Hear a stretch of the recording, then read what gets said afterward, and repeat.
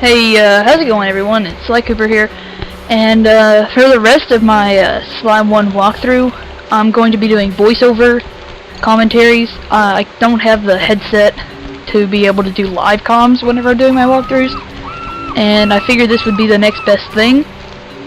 So, here I'm just gonna be commentating over the video, and just at the end of the walkthrough, once I get to part 24, I'm going to give my final thoughts on the game. I'm going to do a new video giving my final thoughts on the game, and you know, just kind of the basic stuff, kind of like a mini review. So right here, as you can see, I just busted out of the first part of the world, and there's parts of that in every single one of the worlds. You gotta get 3 keys and you open up a certain thingy, and then it gives you a crap ton of coins. And here we are. Bentley's gotta talk to you every 3 seconds in the game, so you gotta just listen to him blab on and blab and blab. He's talking about shooting out of a cannon, which I personally think would be awesome. And he's talking about getting the treasure keys and such. And then you show me those right here, I think I go to do the holographic markers. Yeah. Craft mission thing. Whatever it takes to get shot out of that cannon, shooting the chest. Steal back my family's devious raccoonus. Whenever. Yeah, I think I go and do that now. I had people texting me whenever I was trying to do my walkthrough the entire time. So yeah. That's why I just have random stops, because I've got friends that are talking to me. I don't want to be rude and just completely ignore them. But yeah, here I go and do this really annoying mission. It's not really that hard, actually. People say this is one of the harder missions in Sly 1. One of the hardest missions in the series, in fact, but I don't see where they're coming from. It's not really hard at all. You just gotta try, I guess you could say. The controls are what kind of kills this one. It's just annoying, and with that big rock in the way, it kind of ruins the mission. But for my next walkthrough, I'm planning on doing Dead Island, possibly even Skyrim, maybe some Call of Duty Ghosts, but it's all going to be on the PlayStation 3 because, for one, my Xbox is broken. For two, my Xbox will still turn on, it's just I can't get online, but I can't record because my TV's like not formatted for the Xbox version of the Elgato game capture. So, I mean, there's not really any games on my Xbox that I can not get on my PlayStation 3 that I could do anything on, besides maybe Halo, but, I mean, really.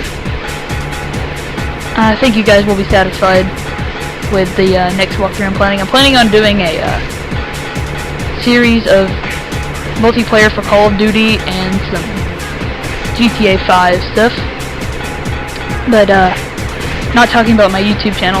Let's move on to the gameplay here. This mission is, what's it called? Treasure in the Depths. This is definitely one of the more annoying missions of the series, definitely. You got multiple crabs coming in from all angles, and then you've got multiple chests, and that, like I said earlier, that huge rock kind of gets in the way of everything. Since there's multiple crabs on screen, there's more crabs than there are chests on screen, just to give you that much. I mean, there's like, whether like 3 or 4 crabs. There's 3 out there right now, and every time you kill one, I think there's only like 3 or 4 that can come out on screen at once. But yeah, I found the easiest way to do this mission was to just kind of let the crabs, like if you're really close and if a crab's getting really close, let it get to like the tube part, and then it will completely demolish. Like if you kill the crab while it's going into the tube, the chest will break. And then you get that. And we're moving back into the ground part of the mission where you're roaming in the hub world. So here I'm going to do the next mission. I think it's the mission. Yeah, this is the mission where you go into the graveyards of boats and airplanes and such. It's probably my favorite mission in this world. It's got the best music. Speaking of which, this game's music, Sly Cooper has probably some of the best music of any video game of all time. Definitely amazing music. But just, I'll shut up for a second whenever we get into this level of Gunboat Graveyard. I'll shut up for a second and you can listen to some of the music. And this is actually one of the shorter levels in the game. It's about, I don't know, 5-6 minutes long. There's actually, in the first world there that, One World, the High Class Heist, is actually the shortest level I have ever encountered in a video game. It's like literally 2 minutes long if you don't feel like doing the clue bottle part of it. But I had to go back and in a later part in the walkthrough, you're gonna see me whenever I beat the final boss. I'm gonna have to go back because in the fourth world, one of the chests decides to be a douche, and you must completely beat the final boss, and then you'll have to go back to that level and play through it to get back to the chest, or the safe, whatever you want to call it. It all means the same thing. But moving on here, I'm just kind of just messing around, just trying to listen to it, but just listen to that music. If you can hear it at all, I don't know. I'm just voicing this over with Movie Maker, so I can't really hear any of the audio of the game. And then I fail right there and just completely want to kill myself because of how bad that was a fail. And then you got that, and I'm so happy that it didn't finish blinking red as I was falling down. So yeah, as I was saying earlier about my channel, I'm thinking you guys can tell me which one would you want me to do. Would you want me to continue on with the Sly Cooper series? And then this was the absolute worst fail of all time.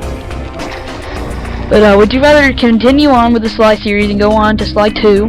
Would you like me to start on my Jak and Daxter series of those 3 games, or would you like me to start with Dead Island, possibly?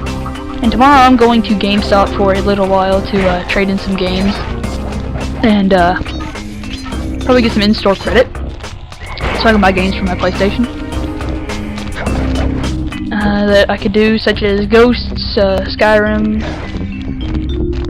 I guess I'll do that too. I'm gonna have Ghosts on pretty much both my systems, so I could do a series of reviews and such for my PlayStation.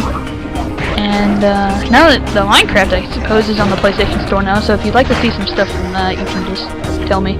I can easily do that. I can buy that. It's probably only like $20, $15. And here, this is the, I think, I'm trying to remember what thing this was. I think this was the coin magnet, where you can automatically get coins into your purse, or the lady purse thing. Here, hold on. I think it's the coin one. Oh, you're lucky, Sly. Yeah, this is the Karen Cooper Giwa's coin magnet technique. Yeah, you just walk by the coins and they'll pop up. But and it would magically jump into her purse. Moving on now. This is the final level, by the way, in the Raleigh series of levels. I finished this walkthrough, in case you didn't get me earlier, I finished this walkthrough today in 24 parts, though, and then I die right there, because the DualShock analog is not exactly the best controller of all time, and, well, I pressed the circle button, but it didn't feel like working. And then I'm just kind of looking around there for a minute.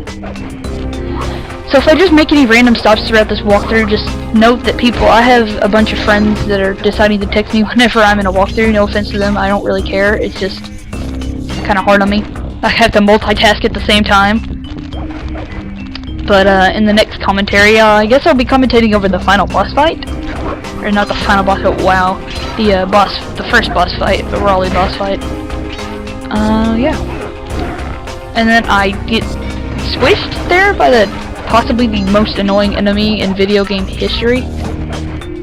He just jumps around and belly flops just for no reason. Everything else has a purpose and a tool, but that one guard is just there to flop. It doesn't make any sense to me. Now here I go, and I think I'm going and unlocking the thingamabob jiggle bobber before I end the video. I don't quite remember. This was at like 2 o'clock in the morning, so I think I'm gonna, no, I go and get a Lucky Charm and an extra life. I don't know if I get the extra life. I just get the Lucky Charm because I suck at every boss fight in this game, including the easiest boss fight of all time. I won't spoil it, but the easiest boss fight of all time is in the 4th world on this game, and it's incredibly easy, and I failed at it at the last second because my controller didn't want to move with me. as I was wanting to go. But that's it for this commentary, guys. I guess I'll see you in my next part, which will be part 6 and the boss fight. Hey, Sly, Thanks. hit the select button to